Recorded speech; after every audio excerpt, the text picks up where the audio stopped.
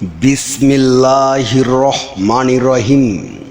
বিশ্ব আধ্যাত্মিক জ্ঞান সঞ্চার দরবার শরীফের প্রতিষ্ঠাতা আমার মুর্শিদ কেবলা গাউসুল আজম শামীম আলী চিশতির দরবার হইতে আমি অধম শাহ আলম আপনাদের সকলকে জানাই আন্তরিক শুভেচ্ছা ও অভিনন্দন। আমার মুর্শিদ কেবলা গাউসুল আজম শামীম আলী চিশতির দরবার হইতে আবারও কিছু আলোচনা নিয়ে আপনাদের সামনে হাজির হইলাম। আশা করি সকলে ভালো আছেন এবং সকলেই মনোযোগ সহকারী এবং ধৈর্য সহকারী শুরু থেকে শেষ পর্যন্ত সম্পূর্ণ আলোচনাটি শুনুন। আমি যে আলোচনাটি নিয়ে আপনাদের সামনে হাজির হইলাম সেই আলোচনাটি হলেন অলিয়া গণের পথই কোরআনের পথ। এই নিয়ে কিছু তত্ত্ব আলোচনা করিব, তাই সকলেই মনোযোগ সহকারী এবং ধৈর্য সহকারী শুরু থেকে শেষ পর্যন্ত সম্পূর্ণ আলোচনাটি শুনুন।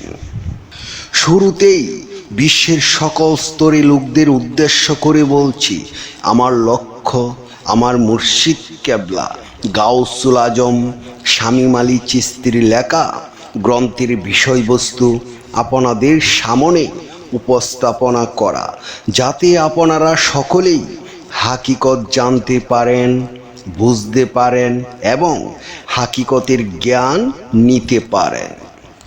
আমি যে আলোচনাটি নিয়ে আপনাদের সামনে হাজির হইলাম, এই আলোচনাটি আপনাদের জন্য অনেক গুরুত্বপূর্ণ। এই আলোচনার মাধ্যমে আপনারা সকলেই জানতে পারবেন অলিয়া গণের পথই কোরআনের পথ। তাই সকলেই মনোযোগ সহকারী এবং ধৈর্য সহকারী শুরু থেকে শেষ পর্যন্ত সম্পূর্ণ আলোচনাটি শুনুন। সুফিবাদী ও আহলে কোরআন অজ্ঞতার পাতে এক শ্রেণীর অনুসারী। বর্তমান সময়ে তথাকথিত সুফিবাদের অনুসারীদের মধ্যে একটি বড় সমস্যা হলো তারা নতুন কোনো কিছু দেখলেই মনে করে সেটি একেবারে নতুন একটি ধারণা, অথচ এগুলো অনেক পুরনো বিষয়। সম্প্রতি তারা হাদিস অস্বীকার করা শুরু করেছে। তাদের ধারণা শুধু কোরআন মানা এবং হাদিস অস্বীকার করা একটি নতুন দর্শন, যা আগে ছিল না। তাদের মতে আগের অলিয়ারা এই বিষয়গুলো বুঝতেন না, যা তাদের নতুন আদর্শ আহলে কোরআনরাই বুঝেন। একজন মুসলিম কখনো সমস্ত হাদিস অস্বীকার করতে পারে না, কারণ কোরআনও রাসূল সাল্লাল্লাহু আলাইহি সাল্লাম নিজে লিখে দিয়ে যাননি। মানুষই কোরআন একত্র করেছেন। যারা কোরআন একত্র করেছেন, কোরআন নিয়ে তাদের মাঝে মতানৈক্য ছিল, এখনো মতানৈক্য আছে, কিন্তু ফিতনার আশঙ্কায় সবাই চুপ থাকেন। সেই বিতর্কিত কোরআন মানলে হাদিস মানতে অসুবিধা কোথায়? তাদের ভাব এমন যেন আল্লাহ লিখিত পাণ্ডুলিপির আকারে একটি কোরআন পাঠিয়েছেন আর হাদিস বাতাস থেকে উড়ে এসেছে। যারা মানুষের প্রতি বিশ্বাস নেই, সে শুধু কোরআনের পাতা গিলে গেলেও কি হবে? বিশ্বাস নেই মানে তো সেই ইমানদার নয়। তারা হাদিস মানে না, অথচ তাদের কথা ঠিকই মেনে নিতে বলা হচ্ছে।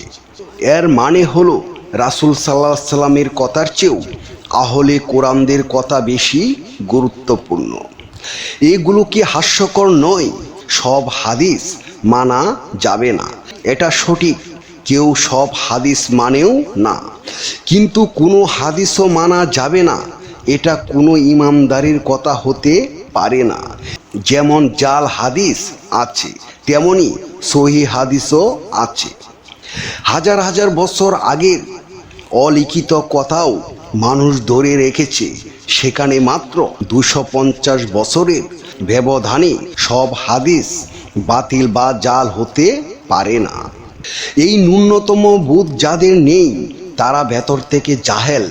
যাই হোক, যদি আহলে কোরআনরা হক হয় তাহলে তথাকথিত সুফিবাদীরা সবাই বাতিল। সেদিকে খেয়াল নেই হাদিস অস্বীকারী সুফিবাদীদের। আপনাদের উচিত সুফিবাদ বাদ দিয়ে আহলে কোরআন হয়ে যাওয়া, কারণ আপনারা হাদিসও মানেন না। তাহলে ওলিদের কথা আর কি মানবেন? সুফি দর্শনে নির্বাক কোরআনের চেয়ে মানুষ কোরআনের গুরুত্ব বেশি। যারা হাদিস মানে না তারা মহাপুরুষদের কথাও মানতে পারে না। তাছাড়া সুফিবাদীদের পীর বা মুর্শিদের কথার চেয়ে গুরুত্বপূর্ণ কোনো কথা নেই। সেখানে আহলে কোরআন গ্রন্থ ৬,২৩৬টি আয়াতের বাহিরে কিছু মানাকে হারাম মনে করে। যেখানে হাদিসও মানে না সেখানে মানুষ পীর বা মানুষ গুরুর কথা মানা তো বিলাসিতা। সময় থাকতে পথে ফিরে আসুন। হে বিশ্ববাসী, আমি শাহ আলম বিশ্ব আধ্যাত্মিক জ্ঞান সঞ্চার দরবার শরীফ থেকে বলছি, সময় থাকতে পথে ফিরে আসুন। উলিয়াদের জীবনের দিকে তাকান। তারা কি হাদিস অস্বীকার করেছেন নাকি গ্রহণ করেছেন? সেদিকে নজর দিন। সুপথপ্রাপ্তদের পথে চলাই সুফিবাদের পথে চলা। হেদায়েত প্রাপ্তদের পথে তাকাই, সুফিবাদের পথে তাকা। উলিয়া গণের পথই কোরআনের পথ। আমি শাহ আলম আমার মহান শিক্ষকের শিক্ষা অনুযায়ী যতটুকু শিখেছি, হয়তো কিছুই শিখতে পারি নাই, তারপরও যতটুকু শিখেছি আমার মহান শিক্ষকের কাছ থেকে। আপনাদের সকলের নসিবেও এমন শিক্ষক মহান আল্লাহ তাআলা দান করেন, যার ভিতরে কোনো অহংকার নেই, যার ভিতরে কোনো অহমিকা নেই, যার ভিতরে কোনো হিংসা নেই, ছোট বড় কোনো বাজ বিচার নেই। সবাইকে সমান তালে ভালোবাসা প্রদান করেন। তিনি হলেন আমার মহান পীর কেবলা জান গাউসুল আজম শামীম আলী চিশতি কামেলে মোকামেল। হে বিশ্ববাসী, আমি সকলের উদ্দেশ্য করে বলছি, আপনারা যদি কোনো কামেল মুর্শিদের সন্ধান না পান তাহলে আপনারা সকলেই ইউটিউবে যাইয়া শামীম আলী চিশতি লিখে সার্চ করেন, তাহলে পেয়ে যাবেন কামেলে মোকামেল মুর্শিদের সন্ধান। সকলে শুনুন, সকলে দেখুন একজন কামেল মুর্শিদের চেহারা চুরত কীরকম হয়, একজন কামেল মুর্শিদের কণ্ঠ কীরকম হয়, কণ্ঠ কীরকম হয়, যাকে দেখলে আপনাদের ভিতরে বাপ চলে আসবে, যাকে দেখলে আপনাদের ভিতরে প্রেম উদয় হবে। যদি আপনাদের ভালো লাগে তাহলে অবশ্যই বিশ্ব আধ্যাত্মিক জ্ঞান সঞ্চার দরবার শরীফে চলে আসুন। মনে রাখবেন, যে পর্যন্ত একজন কামেল মুর্শিদ না ধরতে পারবেন সে পর্যন্ত আপনারা কেউ আল্লাহর সাক্ষাৎ পাবেন না। জয় গুরু, জয় সুফিবাদ, জয় হোক পাক পাঞ্জাতন, জয় হোক বিশ্ব মানবতার, সুখী হোক সকল জীব। আমি যে আলোচনাটি আপনাদের সামনে করেছি, এই আলোচনাটি আপনাদের কাছে কতটুকু ভালো লেগেছে? যদি ভালো লেগে থাকে তাহলে আমাদের এই চ্যানেলটি সাবস্ক্রাইব করে দিবেন। সামনে ভালো ভালো আলোচনাগুলো পেয়ে যাবেন। এবং আপনারা সামনে কী ধরনের আলোচনা চান আমাদেরকে কমেন্টে জানাবেন। আমরা চেষ্টা করিব আপনাদের পছন্দ মতো আলোচনা নিয়ে আসতে। আমার এই আলোচনাটি করতে যাইয়া কথা ভাষা ছন্দে যদি কোনো ভুল হইয়া থাকে সকলেই আমাকে ক্ষমা ও সুন্দর দৃষ্টিতে দেখবেন। সকলে আমার জন্য দোয়া করিবেন, আমি যেন আপনাদের সামনে ভালো ভালো আলোচনাগুলো নিয়ে আসতে পারি এবং শোনাইতে পারি। সর্বশেষে সকলের চরণে হাত রেখে একটি কথা বলতে চাই, আল্লাহ গোপনেরও গোপন। সেই গোপনকে পাইতে হলে একজন কামেল মুর্শিদের কাছে যাইয়া বায়াত গ্রহণ করি।